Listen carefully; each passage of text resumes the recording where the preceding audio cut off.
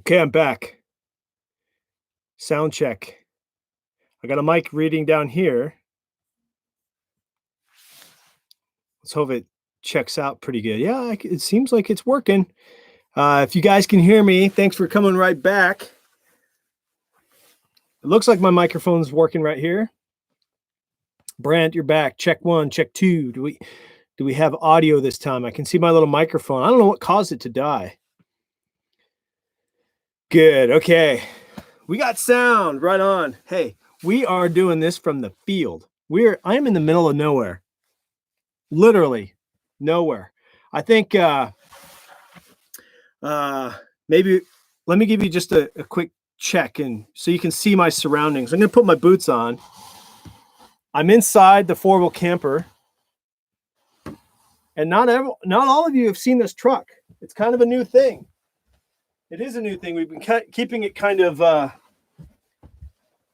the down low. But let's take a look around outside, shall we? Come with me. I'll take you with me. Just for a minute. Look at that.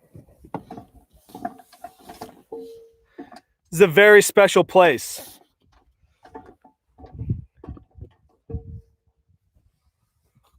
Very special place for me. You might get a little wind noise. But check it out. These are my surroundings. This is so cool that we live in a day and age that we have this kind of technology that we can do this. So, yeah, cool. Well, welcome to the new truck. This has been my project build. I've been working on it for 6 months. The biggest part is due to four-wheel camper and the P-Core that came in for this build. I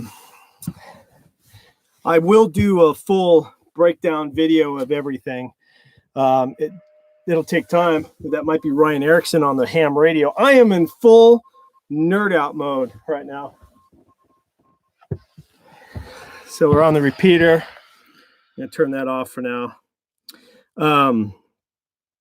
Anyway, I'm calling from the ranch, live from the ranch.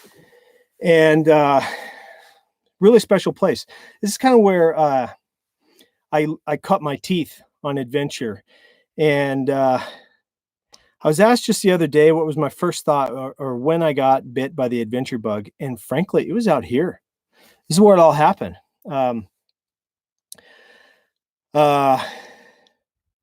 We were my family, my dad, my mom, my brother, my sister. We're going fishing in a special secret spot like over here.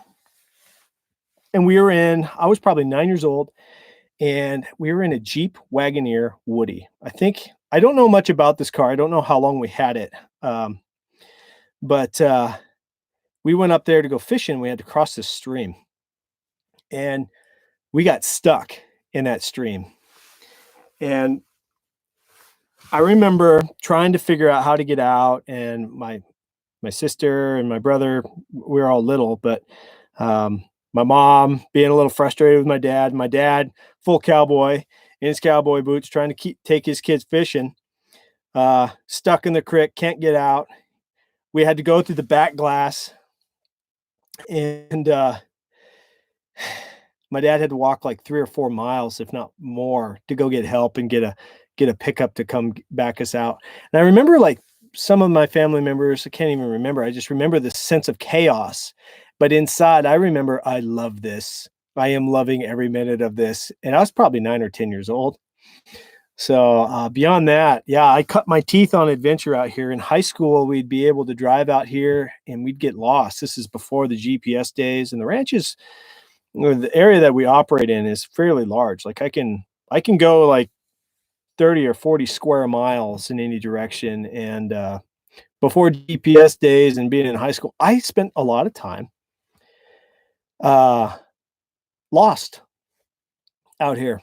So I certainly appreciate good electronics and all that now, because I've been lost. I've spent nights out here not knowing where I am and waiting for morning to figure it all out. But oh man, such good memories. You've seen it some in some of the series that we've put out, but yeah. So I am in the process right now of developing my own podcast, and I think this is kind of the run up to that. Doing administrative stuff, but I'm going to work. I'm going to be out in the field hunting and just sitting on the hill in the morning and in the evenings. And then at night, like this, I am going to try to do a live podcast at 7 o'clock Mountain Standard while I'm out here. I'm going to be here for at least 2 nights, maybe 3, maybe 4, maybe 5. I have enough food for 5. And I don't have to leave this spot if I don't want to. As you saw outside, I'm carrying the Toy Hauler 610, and on the back is my 18-year-old Honda Rancher. Bought it with the house, and it's our plow 4-wheeler. I brought it out, and that way I can roll the 4-wheeler off, go explore the ranch, do some hunting and hiking and checking things out, just exploring, just like I was when I was 16, and come back, do a little work during the afternoon, and do this pseudo podcast at 7 o'clock at night. So how does that sound, everybody? Yeah. So yeah. So a lot of people are saying, loving the 4-wheel camper. Man, this thing is so tricked out. It's a very special 4-wheel camper. This is a very special truck. It is my 2018 Prospector. Then we put the Patriot Camper P-Core tray on the back, and then measured it all out, and then got a brand new Hawk flatbed model from 4-wheel campers. We had to pull the trigger on this months ago. It took about 5 months in since we placed the order. I placed it in October, early October. And I've had it for about a month now, just over, and got it all finished. Anyway, special color match. We did a lot of things because it's for Expedition Overland, and you'll see some of this fun stuff that we did. And then we worked with 4-wheel campers in particular with this build. So color matched, all blacked out edition. You can see it in the picture, the cover art of the live stream here. And I'm in love. I love this truck. We've gone the extra mile on some other things too. We got a backsplash here on the back. We put that in. Let's see. Check this out. We built, Tanner in the shop built a special for all the plates and bowls. Silverware in there, plates, cups, all the Stanley set with nice, what do they call those, soft close cabinets, so that everything has its place. We're really working on that. My friend Tim does leather work, so we built this leather laptop charger, and there on that side is for maps and books and things like that while we're out. Yeah, it's just some of the stuff. I won't show you all, but that's the idea. So let me tell you about how I'm set up in the camper. I've got 18 gallons of water in the P-Core underneath me in the floor. In the tray. And then in the 4-wheel camper, we've got 26 gallons of water. So what is that collectively? 18 plus 26. I'm not good at math. I can be out here forever, for quite a while. On the roof, for power wise, we've got 2 Overland Solar 160 watt panels. They're their new ones. And 2 of those, 320 watts of power. I should be able to run out here indefinitely without ever starting the truck. That's in theory, that's what we should be able to do. Now, what those are charging are 2 Battleborn lithium batteries that are back, see, in this little cabinet right there. and they're two of their most recent batteries. They just came out with them.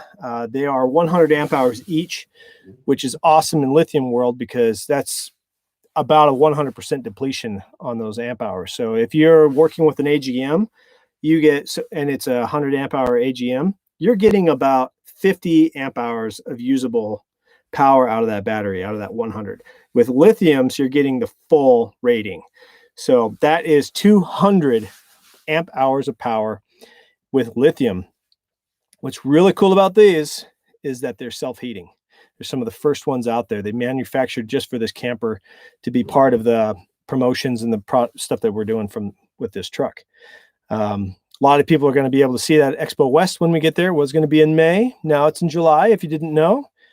So we'll see you there, and you can come see this truck then.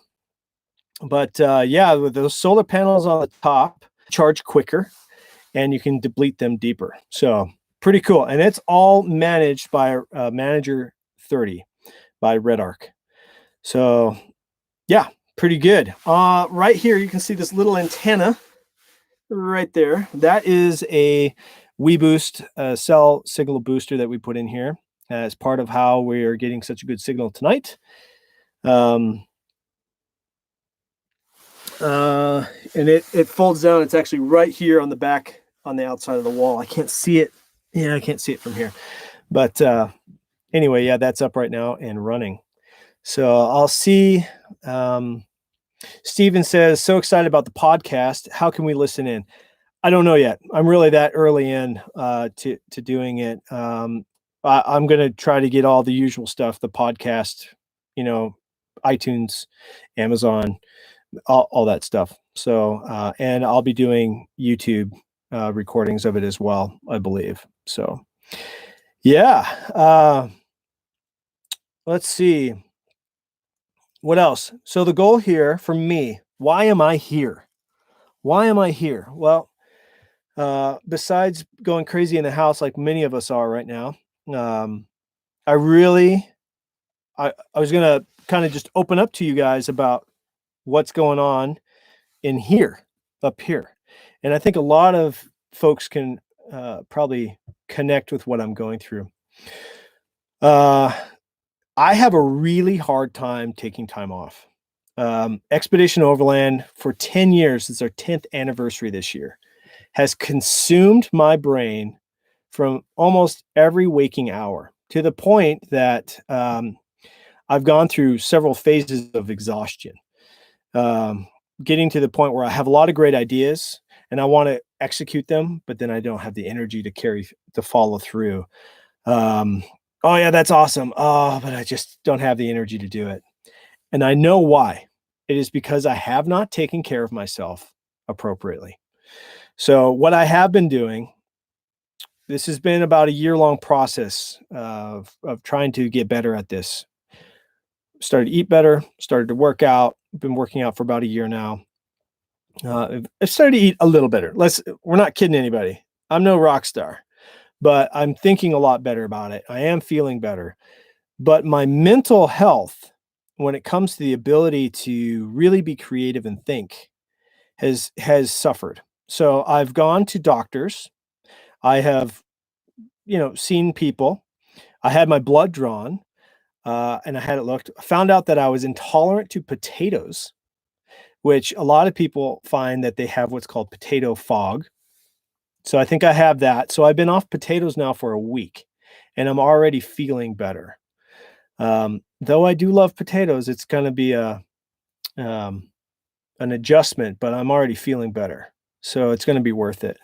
So anyway, I'm out here to do what I need to do. And I'm going to connect with you guys, at 7:00 Mountain Standard Time. But the rest of the day, I'm here to work and be in silence and to just allow myself to decompress a little bit and enjoy what I've been able to build here, and so that I can go on and do more things and do them well. That's the idea. I have no doubt. I have an incredible job. I'm fortunate, so fortunate to be in the position that we are in, Rochelle and I, my whole team, to do what we do. And we don't take that lightly. We want to do everything to the best of our abilities. So that comes down to taking care of ourselves, and allowing new people to take the reins and get their wings under them. Is that the right way to say it?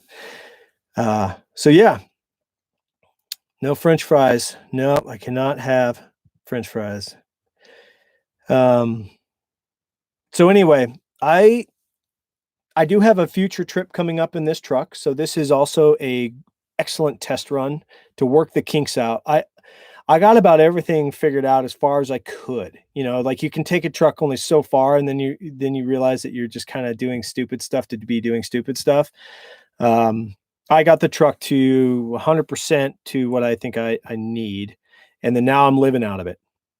And a lot of those decisions that I made come from building the other 15 trucks over the 10 years. Things I just knew, like I knew I wanted this certain ham radio. I knew I needed this size of fridge. I needed all that stuff. A couple things that we are debating on are rock lights, and I mean, it's so few. This truck's pretty set up. It already got lockers front and rear. This thing's a beast. I call it Tombstone. This has been my truck Tombstone, but my kids call it Thanos because it's huge. That guy with the big fist from Avengers. So, yeah. So, Tony says keto, man, it's the best for brain power and weight loss. I have done keto and I did pretty well on it. I just kind of have to find a little different long-term plan, but I'll be pulling from that pretty good. So, Nick Carpenter, tater hater. Oh, I know, hurts, doesn't it? Like, anyway. All right. So 7:27, I'm out in the prairies of Montana. I'm sitting in a camper and I'm here for you guys. So can I answer a couple questions for you guys? And then I'm going to probably dive out of here and cook, read some books and start cooking dinner. So Stephen Slay says, which ham did you go with? Have been considering the Kenwood GA710 with APRS versus Icon with just DPRS. I would go APRS over D-Star. It's much more functional. We kind of got pot committed into all the Icons. So there, which is a phenomenally good radio, and we have the ability to transmit GPS locations and stuff easily between them. And we had other reasons for doing it, but if I was just to go with one radio, I'd go with one with APRS in it and with a remote screen and stuff. The ICOMs or Yaesus are great, and Kenwoods are really good too. So, what's for dinner? I got steak, leftover steak from a couple nights ago, and some peppers, and let's see, I think that's about it, and a little bit of salad. So, Wyatt says, are the Solo couple doing good? Yeah, so Solo is a new circle all the way up to Tuktoyaktuk in the middle of winter here. They just got back a week ago, and they're doing great. So we got all of the footage, and the footage hit drives between the 4 editors today, and it got dispersed between them, and the post-production on the Solo Arctic series is underway. The next 2 series, one of them will be mine. It'll be this summer at some point when it becomes much more prudent to travel and go around and do an overlanding legit thing. And then we got another one that we haven't announced yet, so stay tuned because we're waiting for all this COVID stuff to just figure itself out. Let's see, James Kive, I'll just kind of picking some of these out. How is the Gladiator holding up? It's great, as far as I know. It is actually in Los Angeles or Riverside right now at Icon Vehicle Dynamics. It was staged in LA so that it could go to Easter Jeep Safari, where we were going to meet it. And then from there, it was either going to come home or go right back to Arizona for Expo West. And obviously, none of those things happened. It's stuck down there. But the Jeep itself is doing excellent. It's holding up really well. Any plans on doing a two-truck trip? From Michael, not right now. All these series is one vehicle. So they'll be towing a Patriot camper trailer of some kind. Like I'll probably tow this one and have my boys with me with the toy hauler. And then the other one will be towing some variation of the Patriot camper, hopefully the new X3. or at least our TH or the X3 hardtop. X1H. There we go. Got it. How warm is it inside that cab? Well, you can see here I have a little thermostat, and it is 56 degrees in here, and it's 54 degrees outside. The door's open. It's nice. Yeah. It's got a heater in here. It's got two 10-pound tanks that will run me just fine. Coming out of winter, so I'm pretty warm. In a light jacket, I'll do fine.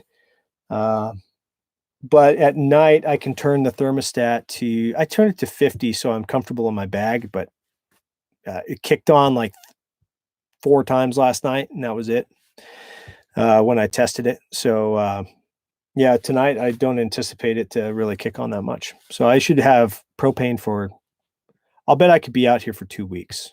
So how do you heat the camper? It does have a built-in heater, and it's got an oversized heater for the size of the space here. And when it kicks on, it really heats the place up. It's awesome. It does a really great job. Let's see.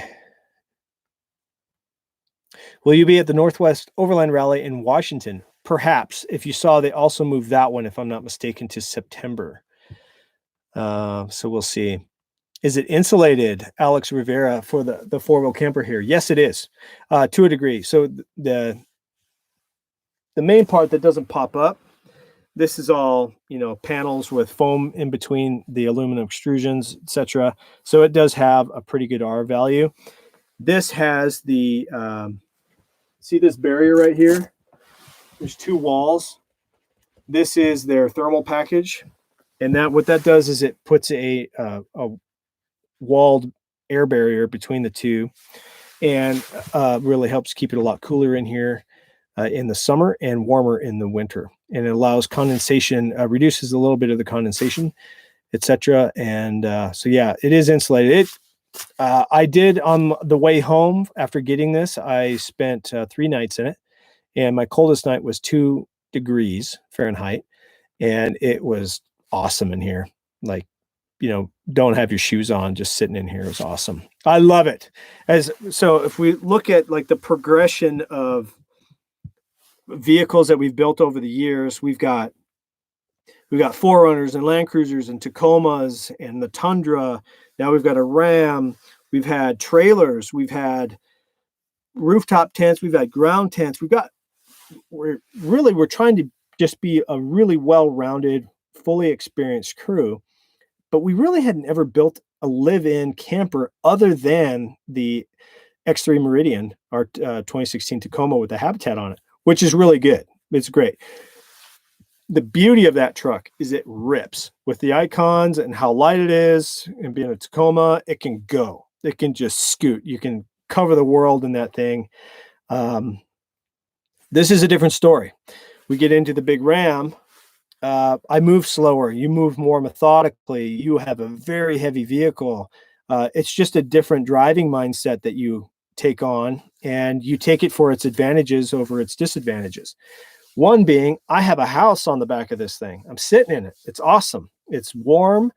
I can live in it. I can be in inclement weather far more often. I can get out and be out more often here in Montana than with a rooftop tent. I've been in rooftop tents for years. I've been on ground tents for years.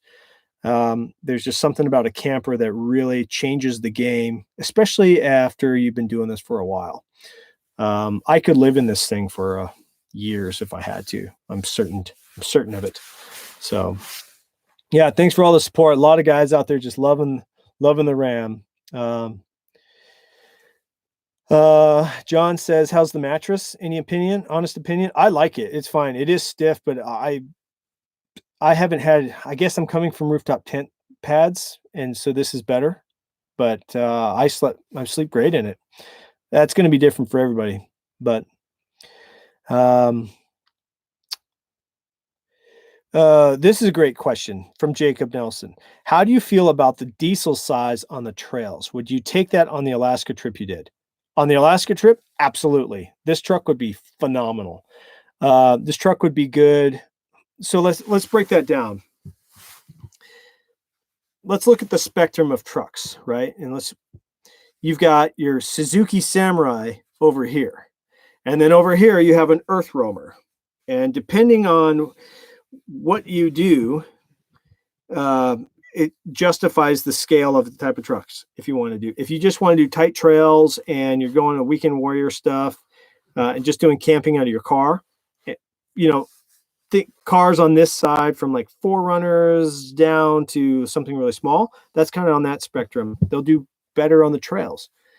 Land Cruiser, I feel, is right in the middle. That'd be the center point. And then from there, you start getting bigger. And the advantages are the livability of the bigger trucks. More diesel. I carry 62 gallons of diesel on this with all the water and all that stuff. And I'm within GVW. You can't do that with any of these other trucks.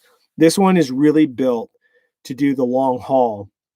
When you look at what we did in Alaska Yukon back in 2013, there was a few sections where we did tighter trails, excluding the McKinsey. But for the most part, it was open road. My wife is FaceTiming me. Sorry, babe. I'll have to get back to you. I'll answer it. Hey, I am live streaming right now on the YouTubes.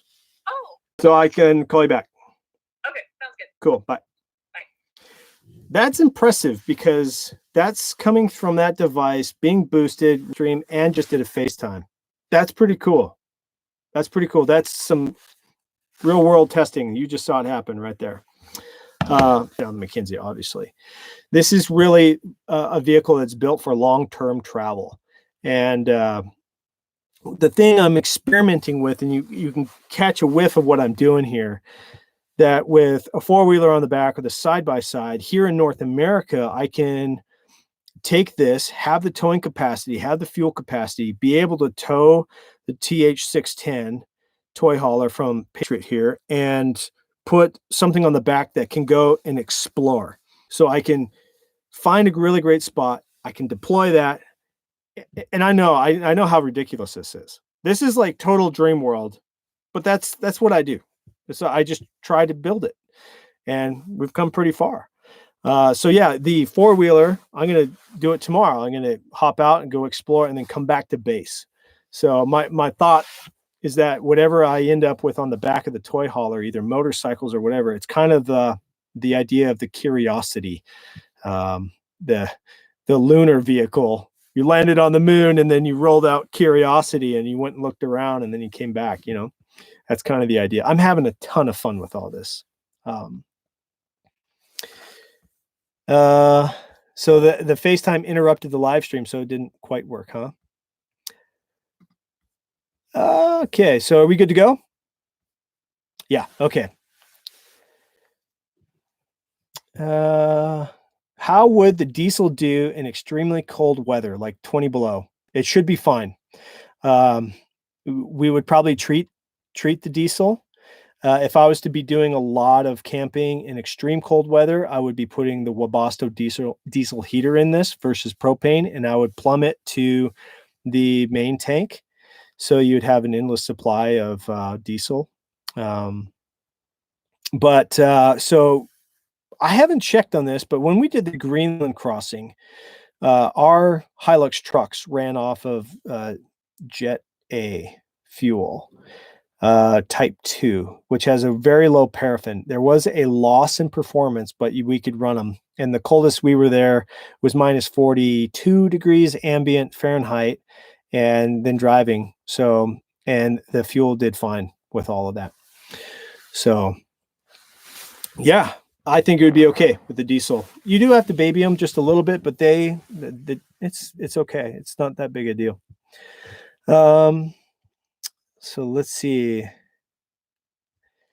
Alex Rivera, I love how you're following your passion and having a great time. Thank you. Now those are the kind of comments I like to see. Thank you. I appreciate that. There's a lot, it's a lot. We get to live the dream here, but there's a lot of work that goes behind the scenes, and that's just really nice to hear. Thanks for saying that. David Bachelor says, would you be concerned with taking a modern day diesel to Baja in Central America? Yes. And the reason is DEF, diesel exhaust fluid. The new trucks require DEF to work. They don't really sell a lot of DEF that I know of in Baja and Central America. So that's the problem. This rig, it really is designed for North America, north of the Mexican border. So Canada, US, Alaska, this thing will run around, be fine. Transporting it rest of world, diesel sulfur, parts per million are not quite right. Wrong, in fact, and then DEF would be a really big challenge. So that's the quick and dirty answer to that. Was diesel readily found while you were down there? Yeah. I mean, you can find diesel, you can find gas. We found premium fuel from Alaska through Central America. Actually, we found more premium fuel than regular fuel in Central America, which was bizarre. And then we found a lot of good fuel down in South America. Getting the right type of fuel was never really an issue.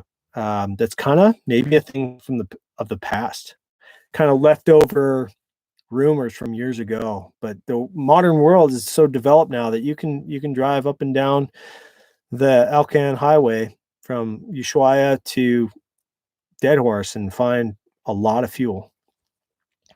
Let's see.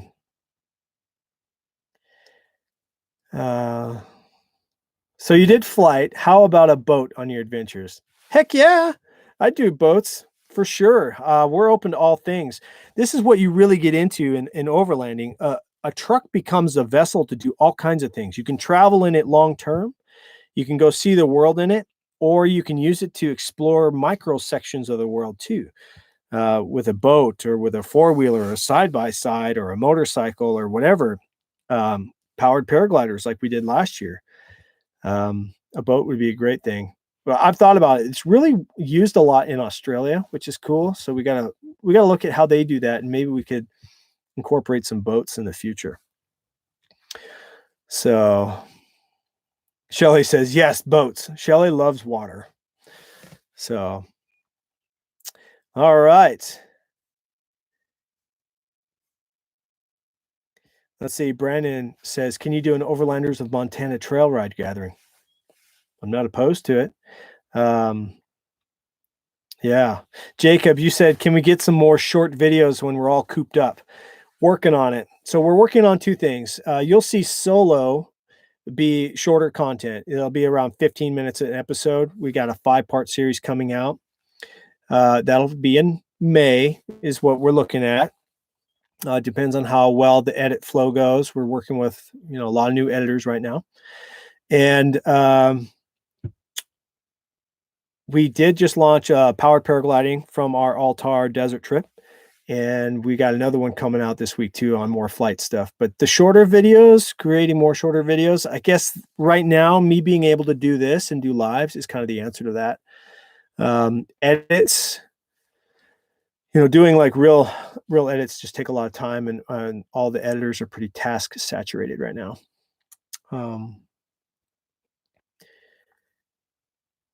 Let's see.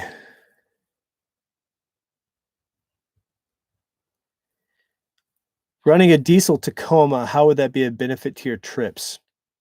Honestly, I can't really say how it would benefit us that much. They all do the job pretty well. So, let's see. A lot of cool comments coming in. Maybe a show with stock older pickups, something more of us can afford. Sure. Yeah. So right now we are working on two things as it pertains to that. I just pulled in my 62 series Land Cruiser into the hangar, and we've been kind of shooting a pseudo series on that. We're just doing some upgrades to it. You'll see when it comes out. I'm having my boys film it, and I'm having my boys do a lot of the upgrades. So like carpet, and we're replacing the carpet, doing some sound deadening, got a headlight replacement, simple things that the boys can get involved in. And they're learning some film skills and things like that. That will translate to later this summer when we go do a film trip together. So, and then we have another project that is greenlit. We're just waiting for this COVID thing because right now Montana is basically shelter in place.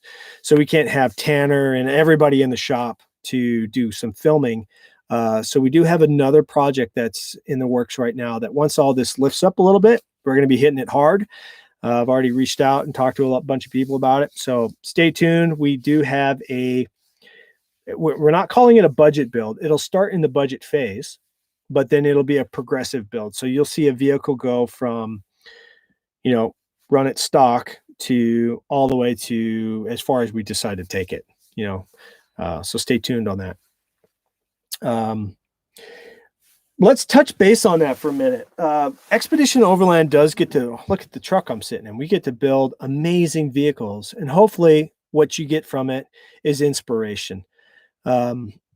It's fun for me to push the boundaries. This is my job. This is my life. This is what I do as a career. So I need to be able to just put out the best work I can possibly do. I understand, and I'm right there with you. Without the company, without Expedition Overland, I wouldn't be able to afford and build these trucks the way we do either. But yeah, so it's just what I get to do and what I have to do. But understanding that anybody, if you look at all the exo trucks, look at them for inspiration. Take parts and pieces of what you like and what you don't like and apply it to what you're able and capable of doing inside of your world, inside of your budgets, inside of your capabilities, etc. We're all different. We come from different places. So do that. And I also want to just reach out through the screen if I could and say, hey, the vehicle that you probably have right now is really, really capable of traveling the world. If you've got a reliable vehicle with some good tires on it and some decent suspension and a place to sleep and a place to cook, you can go. Don't let, we get into all this and we hear, oh, I'm going to go on this trip. I just need a refrigerator first. I'm going to go on this trip. I just got to put that bumper on first before I go. And reverse that mindset. If that's you, I can understand it.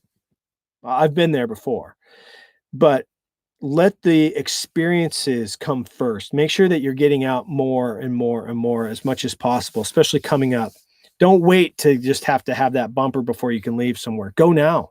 Go get some experience and let your experience dictate the equipment you buy. Have it be, I bought this galley system in my truck because when I was camping a lot, I noticed these problems and this is what fixed it for me. It comes from experience. Hopefully you can glean a lot of ideas from Expedition Overland, but at the end of the day, you got to build what works for you. And that could be being on a motorcycle with a jet boil, or that could be sitting in a crazy four-wheel camper with the heater on, which is what I'm about to do because it's getting kind of cold in here. We'll at least shut the door for now. So anyway, yeah.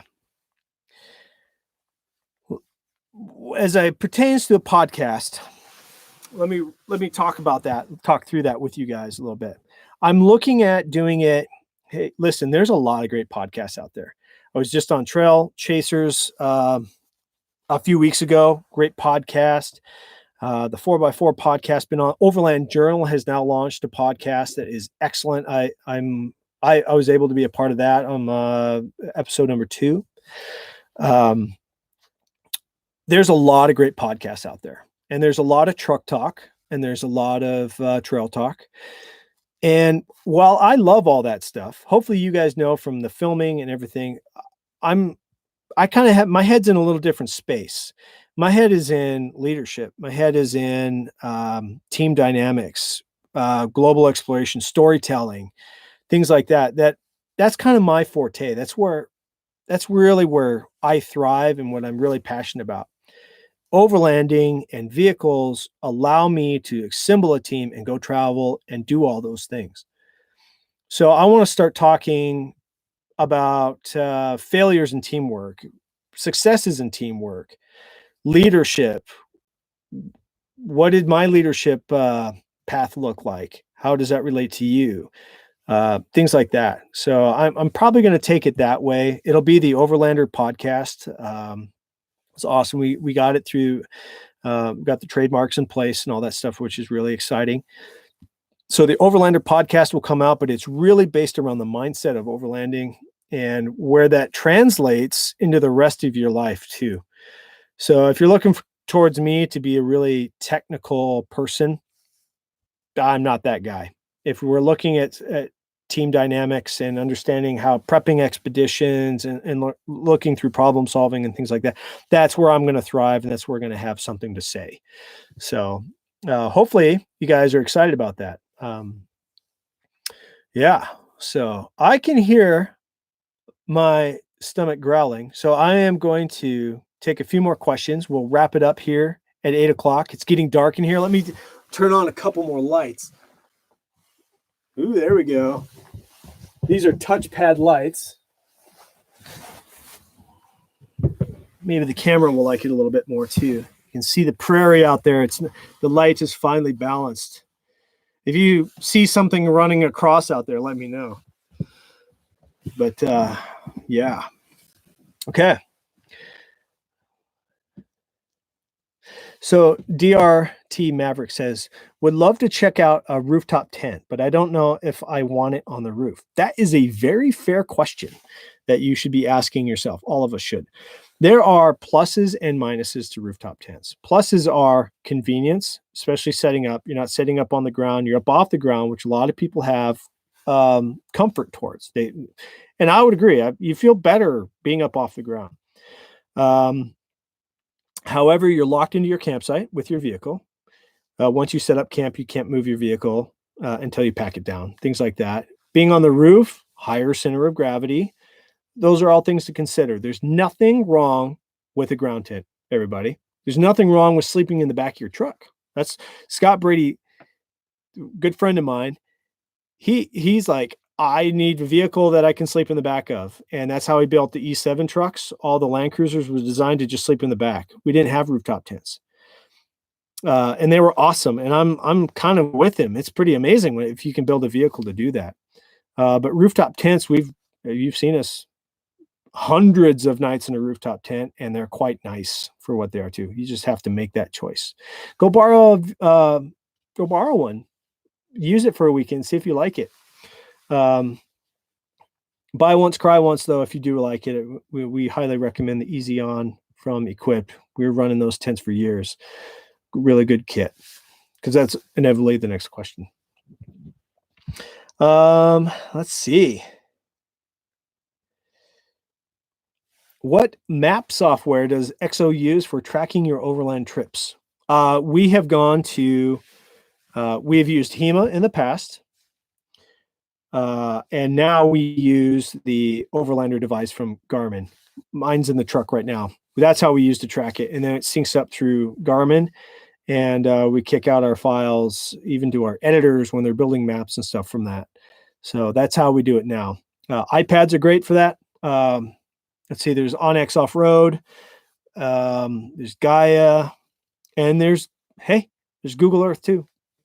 But we really like the dedicated device, and we've been working with Garmin on the Overlander for a while now. It's getting better and better and better. Let's see. Shelley, I better answer that one. Any good weekend trips around the Gallatin? Yeah, there's all kinds of them. Check out the Gravelly mountain range. Check out the tobacco routes.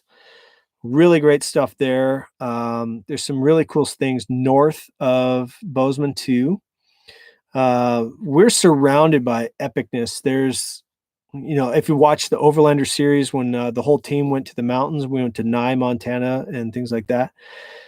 Cook City, once it opens up this summer, check it out. Those are great places. Hopefully that's enough tips for you. You're welcome, babe. All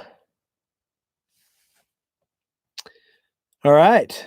Any thoughts on doing Overland Expo Mountain West if they have it? We did have it on the list. We'll see if they have it. Our whole summer, we're just still Pipestone, yes. Yeah, Pipestone is a cool area. A lot of motorcycles and stuff. But Expo in the Mountain West, we'll just see what they do. How do you Armando asks, and maybe Armando asks, I'm going to ask you a clarifying question. What do you mean by remote places? He asks, how do you guys feel as far as security goes, taking family to overlanding in remote places? Remote places is a loaded question because um, is that wilderness remote or like remote as in I'm from Montana and now I'm in the Salar de Uyuni in Bolivia? That's a different type of remote, right? As we talk about overlanding, probably the general audience in the U.S. is talking about wilderness remoteness, and wilderness as in little w. I guess it could pertain to capital W wilderness, but and that is the designation between wilderness areas and just being out and about in the backcountry. Um, this is what I say. This is how I break down being able to take your family into remote locations. Number one, it has to start off with mindset. You need to have the right mindset of understanding that bad things can happen to you. And if you recognize that, that's okay. You're ahead of the game. A lot of people say, oh, it just won't happen. It'll be fine. And many of them, thank goodness, that is how it plays out until all of a sudden one day it doesn't. So have the mindset that something could happen. I need to be prepared. Starts here. Then from there, you need to have the right skill sets. Also here. First aid and technical skills on how to use equipment, how to take care of somebody if they're sick or ill or broke. Same with your vehicle. If you have those skills in place, then I would level up from there and I'd say you need to build in communications. In this modern day, having a family, I'll just say this. There's no real reason why you shouldn't have the ability to reach out and communicate over SAT. Even on the lowest plans with like the DeLorme InReach minis or whatever, they are so effective that I cannot justify not having them with my family. And guys, I've been a part of Gallatin County Search and Rescue for many years. And every year we rescue people that have triggered their InReaches, and their rescues are far more successful, rapid, and it's a real thing. So level up and get your communications going so that you have the ability to get help. When you have all those things, the mindset, the skill sets, and the communication, the threat or the risk level of going to those remote places really comes down.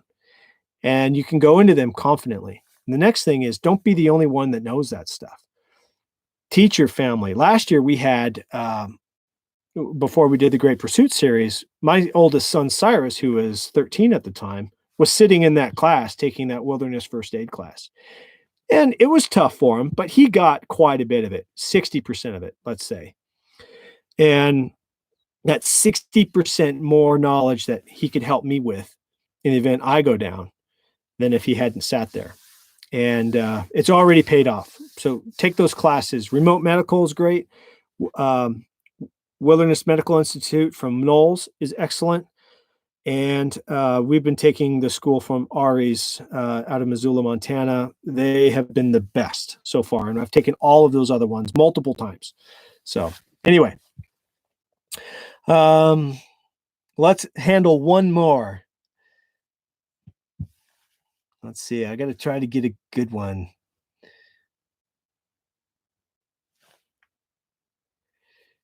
Ooh, when are you having Ryan Erickson ride the bike during a trip again? Good question. He's actually, without saying too much, he's working on some stuff right now. A lot of educational things that we're sorting it out. So you'll probably see that later this year of some stuff that he's doing. Ryan, if you heard it, now you're on the hook. Yeah. So guys, thank you so much. I hope that helped. I'm going to be back here tomorrow at 7:00 Mountain Standard, unless I'm somewhere out in the field stuck or something. Don't worry, I have the appropriate devices and things and knowledge to go in the remote areas. And if I do get stuck, people will know. Anyway, hope you guys have a great night. I know we're all stuck at home. We're all dealing with this. if I left you with any word of encouragement, is I hope that you are improving your life during this time. This is so incredible what we're going through as a global society. And I can't think of another time when the world has been forced to slow down. I've been forced to slow down. All the companies that I work with, they've all slowed down. And while that has created some serious tension financially with people, hopefully not medically. I know there's a lot of people out there that are sick from this, and my heart goes out to you if you are. But look at the silver lining in all of this, reprioritize your life, figure out what is revealed in this quiet time. It's incredible. Soak it up. Plan your future, start working towards it today. And when we get that green light to go out back into the world and start exploring, I hope you are a better person at that moment, and not a person that retracted and waited and barely got through, and then now all of a sudden, oh, we can go again. No, I hope you're working out in the morning. I hope you're eating as best you can. I hope you're keeping your mind as sharp as possible and you're learning those skills. I hope you're doing that. And if you're not, now's the time. Start now. Start today. Tomorrow you will be better than yesterday, and keep at it. And if you slip up and you don't make it, start again. It's just the thing. You just start again. You just keep going. And that is how you will persevere through this. And you're going to come out the other side a better person. And us as overlanders, I think we're going to be some of the first people that are going to be out and about and really exploring the new world in a way once we get on the other side of this. So I certainly hope that you all have a great night. Hug your families, hang out, plan your next trip, and we'll see you tomorrow. Thank you for watching, and we'll catch you later. Have a good night. Ciao. I'll figure out how to close this now. Still don't know. In stream. There we go.